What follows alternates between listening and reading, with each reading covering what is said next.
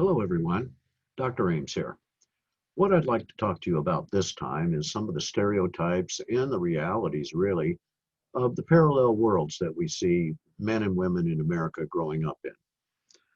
Uh, the typical American family has a stay-at-home wife and mother. Well, this is a traditional gender role, and it really is based on the assumption that men belong in the workplace earning money, and women need to take care of the home and the children. And this was a very typical uh, belief from about 1900 in America to 1960 or so. And so that's why it is still around and why it is so powerful. Um, you might think of gender roles as tendencies or expectations, the kind of behavior that people are expecting from you and so forth. Well, we've got about 15% today of American families seem to live this sort of traditional role.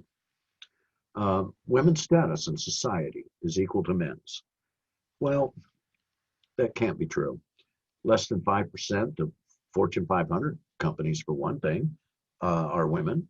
So they don't break into that CEO president circle very often. There are by far many fewer vice presidents who are women. And then there's the glaring fact that when we compare women's wages with men's for doing the same work and the same jobs, in general, if we add it all up, we get about a 23% difference, less for women. And when it comes to women's status in society, women are often seen first as sex objects and only later as wives and mothers, and certainly even later than that as providers and so forth.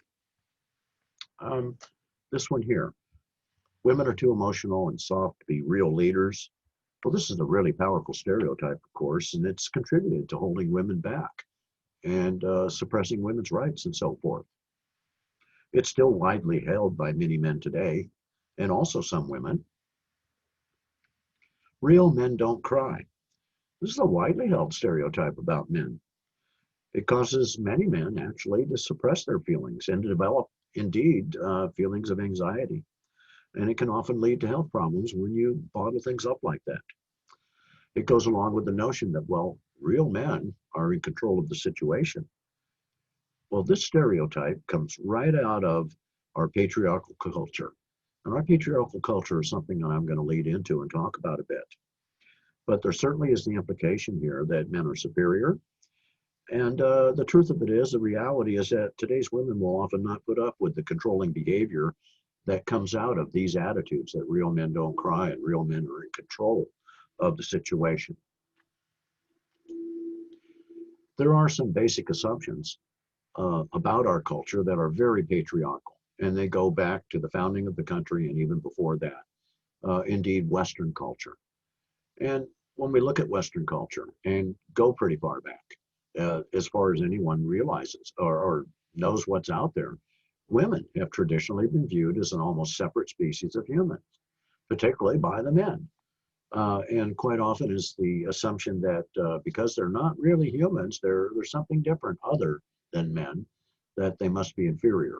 And this is kind of the oldest, most fundamental basis of patriarchal culture, this idea that men are better than women. And so in previous times, men did tend to exaggerate the gender differences. Sometimes these distinctions were quite imaginary, that they were using to justify their discrimination. But as far back as we know, it's always been a man's world. Assumptions that grow out of this sort of patriarchal culture over time are women that are they're really just childlike. They're children grown large. How insulting can that be? And then parallel assumptions that from a patriarchal sort of viewpoint that women are mainly concerned only with matters of vanity and love, and therefore they can't be good leaders and so forth. And there is this sort of duplicity that has gone on over time between the genders. In this particular case, many men superficially pretend to consult with women, to seek their opinions and their counsel and so forth, and to value their opinions when really they don't. And it's all a big show. So these are a patriarchal sort of basis for a lot of the institutionalized discrimination against women that our culture still has today. So we are indeed, in America, a patriarchal culture. And in fact, that's all we find around the world. There aren't any cultures that are matriarchal, to put it in those terms, where everything is run by women and that gender and has that viewpoint.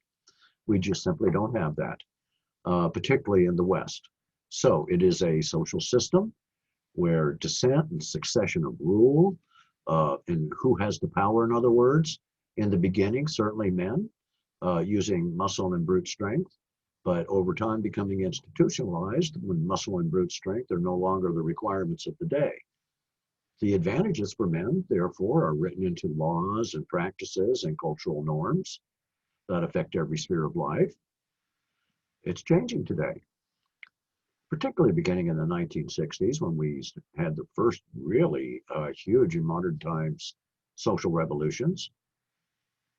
We saw the feminist movement really in particular in the 60s.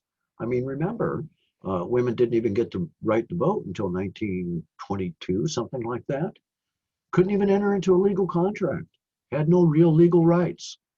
So over time, there is no doubt that patriarchy, our patriarchal culture, has given men the authority, the power, privilege, and the responsibility that comes with being in charge.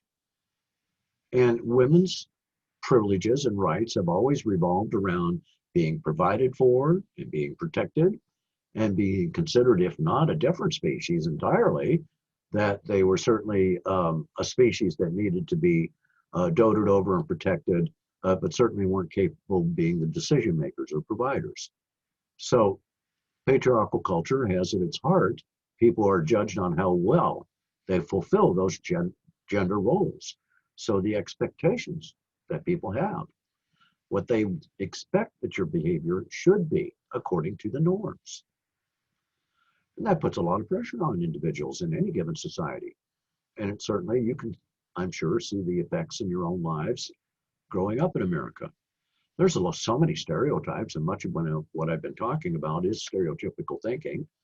We learn these gender stereotypes from culture.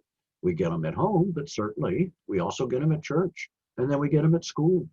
And we get them with all the organized in groups that we join and so forth. And there is no doubt that in America, boys and girls aren't necessarily growing up in the exact same paths. They're not socialized in the same ways. Sometimes the worlds overlap. Things are changing though. We didn't used to have girls' little league or baseball. Now we do, and many other things like that. So things are becoming more the same, while at the same time they stay the same. Men's traits in general, from the patriarchal culture, men are expected, or if they're not expected to be, at least they understand it when men are aggressive, but they need to be strong, certainly, and independent. Those are male traits. We have to have them. And if a woman starts acting aggressive, particularly say in business to succeed, or acting strong-willed or being independent, well, it's not about what the results are. It's about you're out of your lane. Um, you're not acting according to my expectations of the gender roles. So women's traits of characteristically, and today we know, are about relationships, about building rapport, trust, about teamwork and so forth. That is a totally different viewpoint. And we expect it in our culture in America, and it's no different from other cultures around the world. People expect the different genders to act in certain ways. And like I've alluded to and said a couple of times, traits admired in men are not really admired when women express them. And so this is very true here, that business women, they must walk a very fine line between being seen or perceived as being too feminine, or being seen or perceived as being too masculine. When really you can see how ludicrous the whole setup is with these gender roles. And the traits needed for business success today are generally based on patriarchy and male values and male styles of doing things. And they are just not the traits that people have come to associate with females, and they don't expect those traits and behaviors, and they don't admire them. And so we've come to a change in our society and the way we live. The traits needed for survival in earlier times are obsolete. Brute force, muscle, that's all been replaced. Today's boys and girls need to learn growing up that it is about your brain power and your intellect. And we can learn the best of both styles and types of roles that each gender is capable of and integrate those and really make a better person out of recognizing that. But over time, it certainly has been this situation that men, as they grow up, grow through experiences, become socialized, and so forth, they tend to gain respect and status, and women tend to not really gain as much respect, and their status has been lower. Although I do see change. I do see it a little different today, a little improved for women. So as they grow into men, boys' activities gain respect and importance. Men went off to work. They were the first ones that went to the factories. They got paid. Women generally stayed home and took care of families. But that's not completely true. But we don't really talk about that part of history, that women in the first factory endeavors and so forth in America were the most sought after workers instead of men because they were seen as compliant and they weren't going to complain as much and demand as many individual rights. But in general, women did stay home, and the gender roles said you should be raising the family and taking care of the home. But there were many women in the early factories, but they were exploited because patriarchy was institutionalized into how we live and do things. So as little boys became men, they took on the parent role with women, and they served as protectors of women. And as little girls became women, they were often perceived as being childlike with less intellect, and that they needed to be protected and indulged and so forth. And so over time, this meant that women became seen as and perceived as less competent than men, not able to do the things of men. And it's all stereotypical thinking. It's not based on real truth. Because certainly along the way during our history as our culture has grown and developed, there's plenty of examples where none of this stuff is true.